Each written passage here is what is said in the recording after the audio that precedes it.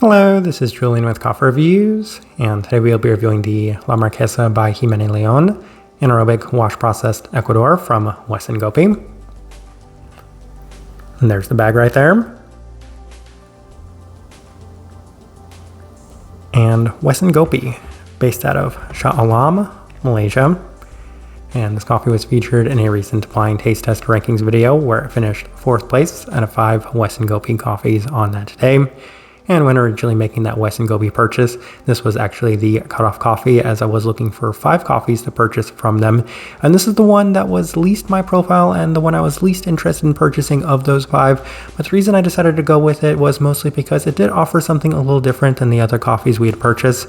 This is the only anaerobic wash processed offering that we do have of these coffees that we are reviewing. And in addition to that, it is a Citra coffee that sounded pretty interesting. So even though it was the one I was least interested in, it'll still be interesting to see how it kind of compared and stacked up to the other coffees that I was much more interested in reviewing. So we'll see how this one turned out, as this right here is day 47.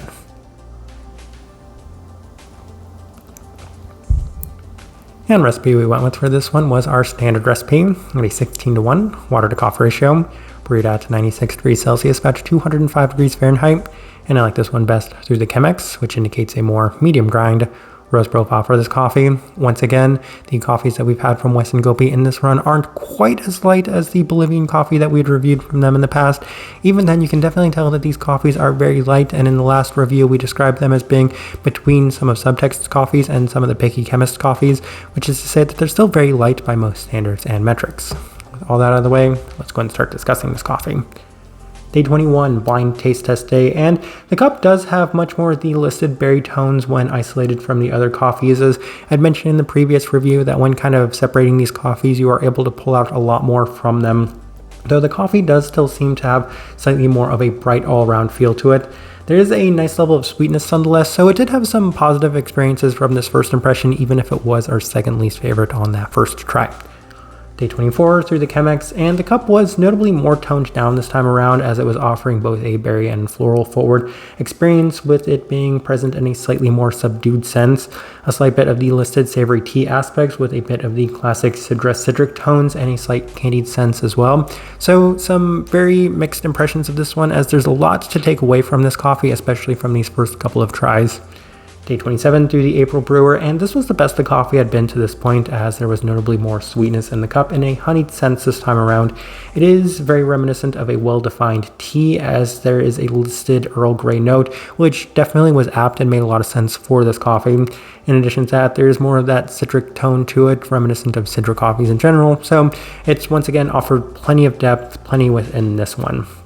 Day 30 through the V60, and we started to push this coffee a little bit more, and it was the best it had been to this point, as there's increasing intensity each time we brew this coffee, more of the rich candied tones present yet again in the listed honey sense, and that's really what I was taking away from a lot of these first impressions of this coffee, was there's an abundance of those honey-like qualities to it. I would say that it's much more present, prominent, and defined than the ones we had from the Mejorado, which I felt like at times were maybe a little bit more reminiscent of the floral sense of that.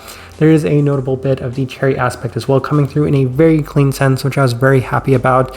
Seeing that note on this coffee, especially given that it was an anaerobic coffee, was a little concerning, but seeing this come out in a much more clean sense was definitely a little bit of a promising experience.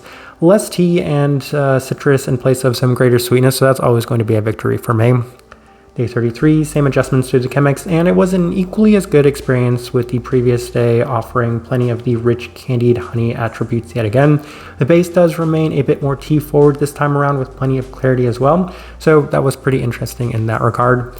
We move on to day 36, as we opted for the V60 with our standard recipe, and this was the best the coffee had been to this point, so we didn't necessarily need to push this coffee. This coffee was definitely improving notably each time we brewed it, and I feel like that was just a component of resting this coffee a little bit more. There's a lot more intensity to it, as it does feel like it's opening up with that time, as there's much more of the listed berry tones at the forefront and an abundance of candied honey and savory tea on the back end as well. Day 39 through the Chemex with our standard recipe, and this was by far the most interesting day of the coffee up to this point, and that's why we did settle on the Chemex as our final recipe for this coffee, as there's a huge abundance of depth. So right off brew, it does have that Sidra-like spiced tone to the cup, but it is Finally, heavily prominent and pronounced within the listed cherry and berry scents, the cup does cool down into a very heavy honey with plenty of the citric and tea-like base present yet again. So all of these different factors and components within this one did make for a very interesting drink. Day 42, final notes that we do have through the Chemex yet again, and this was a little bit more of a mixed reaction as there's a little less intensity but continued focus on the citric and tea-like base of this one. There's an abundance of floral honey within that base as it's presented in a slightly softer manner with more of the dark berry tones to it. Sweetness feels like it has peaked as well, as I haven't necessarily seen an increase or improvement in the sweetness with the adjustments or the time that we've made to this coffee. So it's been just an interesting coffee as it's been ever changing. I wouldn't necessarily say that it's been inconsistent. I would say that maybe at times it's felt a little bit sensitive to some of the adjustments that we have made. All right, let's go ahead and put up the tasting wheel so you can see what we're getting. And we have quite a few level 4s, so we'll start with the cleanliness level 4. And as mentioned in our previous Wes Ngopi reviews, these coffees do continue to come out very clean in spite of the processing. So this one, being an anaerobic wash processed coffee, did have potential to not necessarily be the cleanest, though towards the end I do have to say that it's every bit as clean as the majority of wash processed coffees that we do review. I've also said in the past that anaerobic wash processed coffees don't tend to have the same sort of heaviness or fermentiness as just a true anaerobic, an anaerobic natural, even an anaerobic honey processed coffee. So I guess in a sense it's not too surprising, and given that the coffees that we've had from Wes Ngopi have come out pretty clean as well, it's not too surprising that it did come out at that level 4, especially given the very well-defined nature of this coffee. Finish, level 4. And as I mentioned, it does seem to finish in that citric and tea-like tone, as there are so many of those components very much in line with the expectations of this coffee. And given that there's a lot of depth at the forefront of this one and kind of finishes that end consistently, that does make for a, we'll just say, pretty consistent experience within that specific component. Sweetness, level 4. And going into it, I probably expected this one to be maybe one of the less sweet coffees, as when it comes to the Sidra coffees, I don't always find them to be the sweetest, though this one, for the majority of the time, did continue to come out sweeter, especially in that interesting candied honey sense. So having that there at the level 4 is pretty interesting for me, and that goes in line with the florals at that level 4 mark.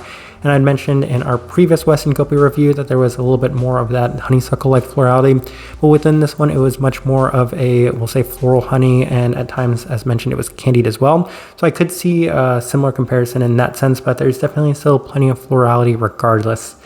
Berry fruit, level 4, and I would say on the earlier days it was maybe a little bit more difficult to pick out more of those berry tones, but towards the end, especially with some of the adjustments we had made, and I think with just a little bit of natural rest in this coffee, those were definitely opening up and much more prominent than they were on the earlier days. So the listed cherry, once again, was a little bit of a concerning factor when originally purchasing this coffee, but seeing that pronounced and very clean and defined was very nice within this coffee. I do have to say that that was one of the better experiences of this one. In addition to that, much more of those dark berry tones definitely made for a much more enjoyable depth to this coffee. Citrus fruit, level 4. I cannot recall whether or not they had any sort of citric note listed on this one, but I fully expected plenty of citric qualities to it, given that it is a citric coffee, and I always find so much citrus within those coffees, so plenty of that within it as well. Then we have a couple of level 3s. We will start with the acidity level 3. And once again, I feel like I'm going back to that when it comes to discussing Wes Ngopi's coffees, as this one isn't necessarily the brightest coffee either. And on some of the earlier days, I fully expected it to maybe still offer plenty of that throughout. But a lot of the brighter components to this one were relatively toned down, especially from some of the earlier experiences we'd had. Spice, level 3, and I continue to mention that there was plenty of spiced Sidra-like characteristics within this one, and that was also present pretty early on, and it was one of the more consistent notes, even if it wasn't something that we highlighted too often, mostly because I did have the expectation for that to be present within this coffee, and at times I said it's not quite as prominent as some of the other characteristics, most notably the citric and tea-like base to it. But I think that that spiced quality did go along the lines of the Earl Grey that they had listed on here, which is why the savoriness is also there at that level 3, as that was very much present within this coffee as well from time to time. Final thing worth discussing is the body at a level 2. And I think that's a number of factors at play, one of which, of course, being that we opted for the Chemex with this coffee, and then the other being that I don't necessarily think that it offered the most amount of body to begin with. I think that since this coffee did have plenty of tea-like attributes, that could have also been at play and might have influenced why we opted to put this one down at that level 2. But once again, this tasting wheel and this coffee was brewed side by side with a number of other coffees that we are reviewing from Wes Ngopi as well. So I can definitely feel and see this one having a lighter body compared to some of those. So as I am looking at this tasting wheel, I do think it's a pretty good representation of what I was getting from this coffee. All right, so my overall thoughts and impressions of this coffee. I feel like by the end, this one was probably my least favorite of the Wes Ngopi coffees, which isn't too surprising given that this is the one that's the least my type of coffee to begin with. Though I definitely found so many positives to this one, as I do have to say that this one had much greater depth than a lot of the other coffees that we are going to be discussing from Wes Ngopi as well. There's a lot in this one, just the things that are present within it aren't necessarily things that I enjoy too much. The highlights that I took away from it were that wonderful candied honey-like attribute, even if I'm not the biggest fan of honey in general, and a better, cleaner cherry component to this one, mostly because usually when I experience that component, it's a little bit more present in a heavier, more robust sense. So having it present in a much more clean, slightly fresher sense was definitely a nice change of pace when it came to that note specifically. So I did take a lot of positives away from this one, and it's probably one of the more enjoyable Sidra coffees that I've ever had. I think it just kind of goes back to the fact that I'm not the biggest fan of anaerobic wash processed coffees, and I'm not the biggest fan of Sidra coffees. So having one that at least caught my interest, as I did enjoy brewing and reviewing this coffee every time I tried it, is once again massive credit to Wes Ngopi on this one. The type of person I would suggest this coffee to, I feel like if you do like lighter profiled Sidras, then this one has so many things that you will enjoy. It does have that spice tone to it. Better than average sweetness, that's another highlight that I should really focus on with this one. Plenty of these honey attributes, and in addition to that, some really notable citric as well as berry tones, giving this one just a lot to enjoy within it. So that's the best direction I can point somebody towards for this one, and the best way I can leave this review. If you by chance had an opportunity to try this coffee, I'd love to know your thoughts and impressions of it as well. If you're enjoying the content, give this video a like, subscribe if you're not already subscribed. This right here has been a review of the La Marquesa by Ximena Leon, anaerobic wash processed Ecuador from Wes Ngopi. Thank you for watching.